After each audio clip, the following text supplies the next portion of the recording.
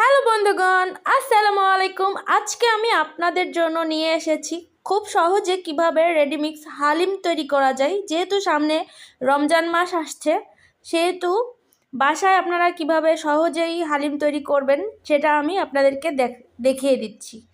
আমি প্রথমে একটি হাঁড়ি নিয়ে নিয়েছি, এর মধ্যে 1 কাপ পরিমাণ পানি দিয়ে নিয়েছি।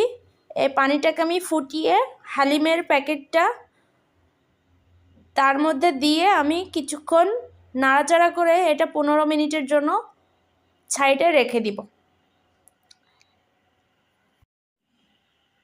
এরপর আমি আলাদা একটা পাত্র নিয়ে তার মধ্যে দিয়ে দিব পরিমাণ মতো তেল, খাবার তেল। তার মধ্যে আমি 2টা পেঁয়াজ কুচি করে নিয়েছি, 2টা পেঁয়াজ আমি তেলের মধ্যে দিয়ে দিব। এটার অর্ধেক আমি ভেজে রেখে দিব আর বাকি অর্ধেকের মধ্যে আমি মাংসটা কষিয়ে নেব।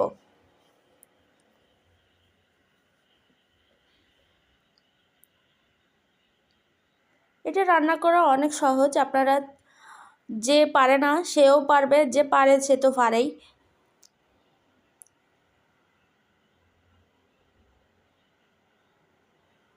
আমার পেঁয়াজটা প্রায় ভাজা হয়ে আসছে, এটা নরম হয়ে গেছে।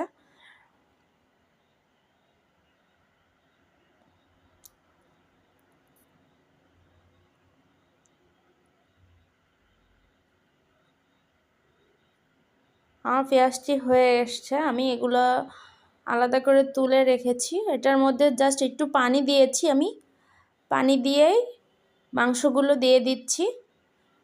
মাংসগুলো দিয়ে দেওয়ার পরে হালিমের প্যাকেটের মধ্যে যেই মশলাটা থাকে মাংসতে দেওয়ার জন্য, সেই মশলাটা আপনারা মাংসের মধ্যে দিয়ে কষিয়ে নেবেন কিছুক্ষণ। আমি মশলাটা ঢেলে দিচ্ছি।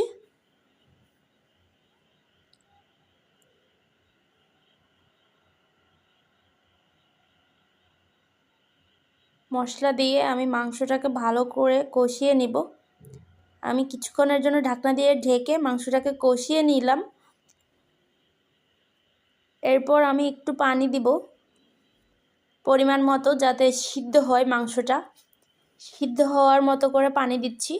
আপনারা আপনাদের মাংসের পরিমাণ অনুযায়ী পানিটা দিয়ে নেবেন। আমি মাংসটা প্রায় 15 মিনিট রান্না করে নিয়েছি। এর মধ্যে আমি আমার আগে থেকে ম্যারিনেট করে রাখা হালিম মিক্সটা ঢেলে আমি ভালো করে নাড়াচাড়া করে নেব। এই পর্যায়ে আপনাদের চুলার আঁচটা একদমই মিডিয়াম করে রাখতে হবে।